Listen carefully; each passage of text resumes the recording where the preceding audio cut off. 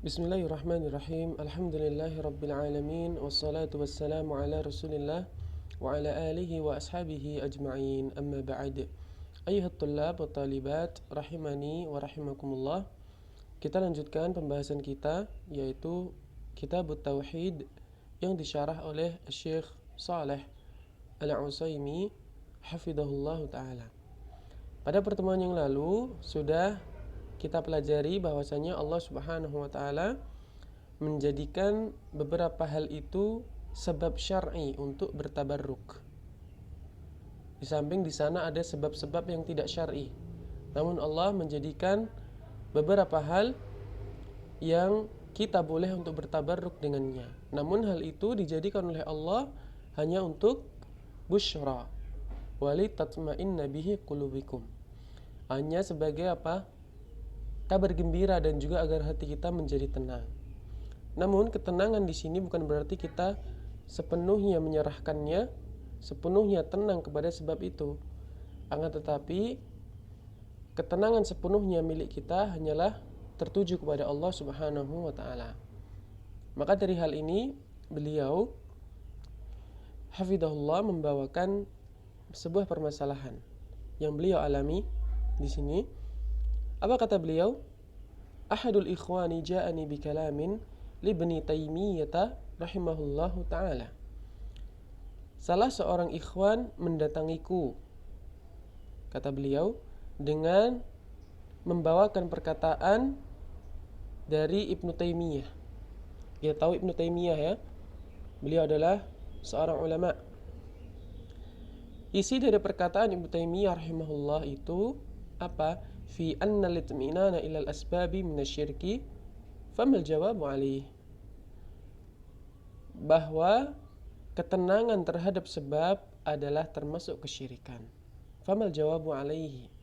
Maka apa jawaban atas perkataan ini? Maka kalau kita lihat sekilas, pemuda ini membawakan perkataan Ibnu Taimiyah. Ya, seolah Ibnu Taimiyah mengatakan merasa tenang kepada sebab itu adalah syirik. Padahal apa yang sudah dijelaskan oleh Allah Subhanahu wa taala menjadikan sebab syar'i untuk bertabarruk agar kita apa? Agar kita tenang dan juga sebagai kabar gembira. Lah, kok seolah bertentangan?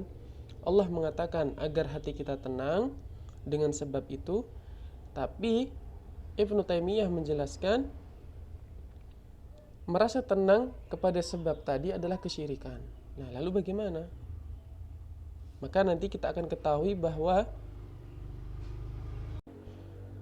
sebenarnya perkataan ini kalau difahami dengan benar tidaklah bertentangan. Kita akan sampai kepada penjelasannya nanti. Maka al-jawabu, beliau hafizahullah menjawab, anna hadza kalamu Ibni Taimiyah, bahwasanya ini adalah perkataan Ibnu Taimiyah. Wa kalamuna minal Qur'ani, dan perkataan kami adalah dari Al-Quran. Hada nurul wahyi la yuqarinuhu ahadun mahma balagha ilmuhu. Al-Quran ini adalah cahaya wahyu. Tidak ada seorang pun yang bisa menandinginya, tidak bisa menyamainya, walaupun seberapa atau seberapapun ilmunya itu nyampai. Jadi walaupun orang setinggi apapun ilmunya, ulama sehebat apapun, tidak akan bisa menyamai ataupun membandingkan perkataannya dengan Al-Quran. Ini yang beliau ajarkan di awal, agar kita apa? Mengedepankan Al-Quran jika ada perbedaan perkataan, perbedaan pendapat yang menyelisih Al-Quran, sekalipun itu dari ulama. Ini misal kalau ada ya, misal kalau ada. Adapun perkataan Ibnu Taimiyah di sini sebenarnya tidaklah bertentangan, namun hanya perlu kepada pemahaman yang lebih tepat. Kemudian beliau mengatakan Al-Qur'anu was-sunnatu la yaqifu ahadun amamahuma. Al-Qur'an dan As-Sunnah tidak ada seseorang pun yang bisa berdiri di depannya. Ya, dia mendahului Al-Qur'an dan As-Sunnah. Tidak bisa. Falaisa li ajli ayyatiya kalam Syekhul Islam tushkilu bihi alal ayah, maka bukanlah dengan engkau mendatangkan perkataan Ibnu Taimiyah, perkataan Syekhul Islam, kemudian engkau menjadi ragu, kemudian engkau mempermasalahkan ayat dengan perkataannya tadi. Bal tafham kalam Syekhul Islam, akan tetapi fahamilah dengan benar perkataan Syekhul Islam tadi.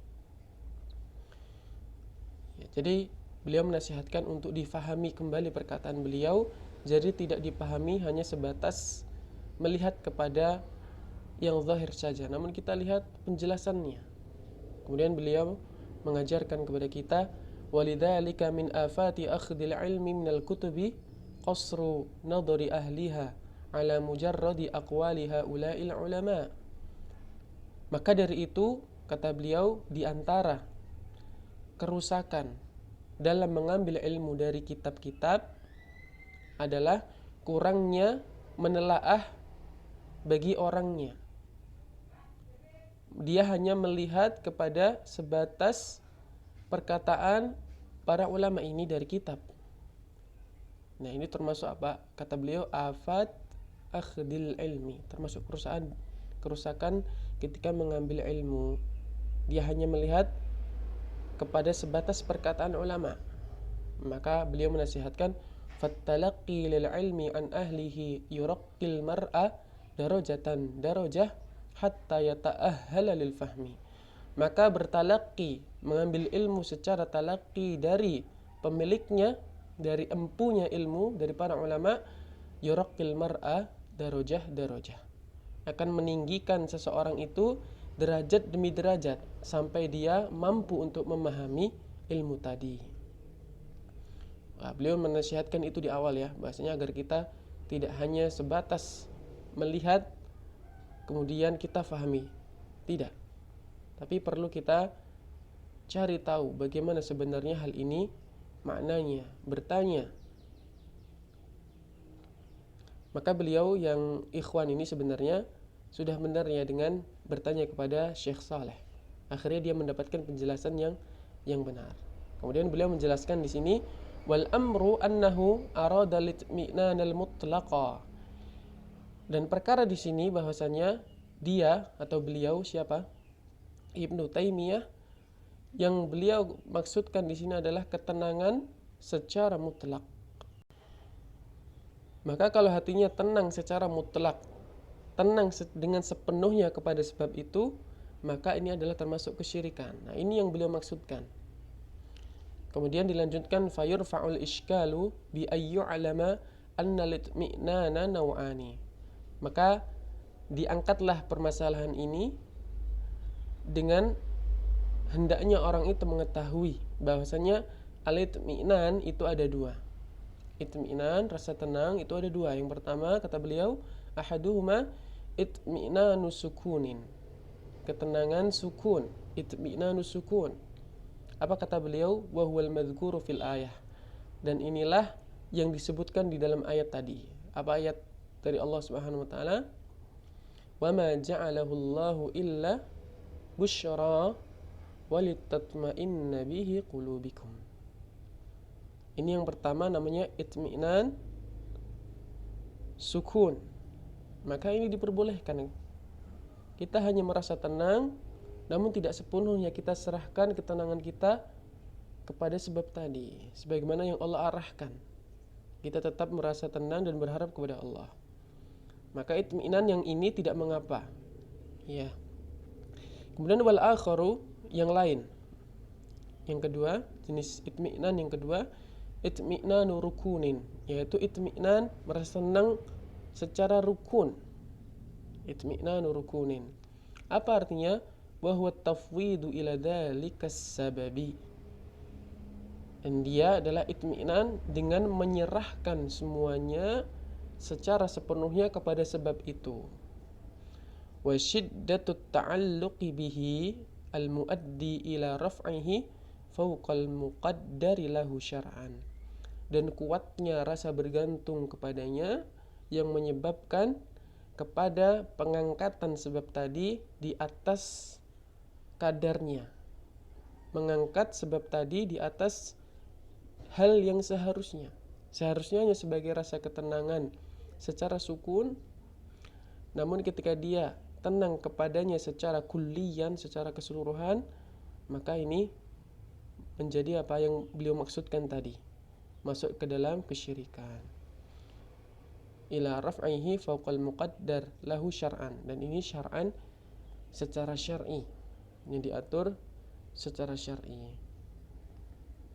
Maka yang dimaksudkan oleh Ibnu Taimiyah di sini bahwasanya ketenangan itu termasuk sebab kesyirikan, atau ketenangan kepada sebab adalah kesyirikan, maka yang beliau maksudkan di sini adalah itminan secara rukun, yaitu sepenuhnya bersandar, sepenuhnya merasa tenang kepada sebab itu, maka ini termasuk kesyirikan. Maka dengan ini kita ketahui dari masalah bahwasanya pentingnya untuk kita memahami perkataan para ulama dengan jelas. Dan kesimpulannya dari masalah ini adalah perkataannya Ibnu Taimiyah tidaklah bertentangan dengan Al-Quran. Dan yang dimaksud oleh Ibnu Taimiyah di sini adalah itminan kepada sebab menjadi syirik adalah ketika itminan rukun, yaitu merasa tenang secara keseluruhan, dia pasrahkan kepada sebab itu tadi, maka ini termasuk kesyirikan.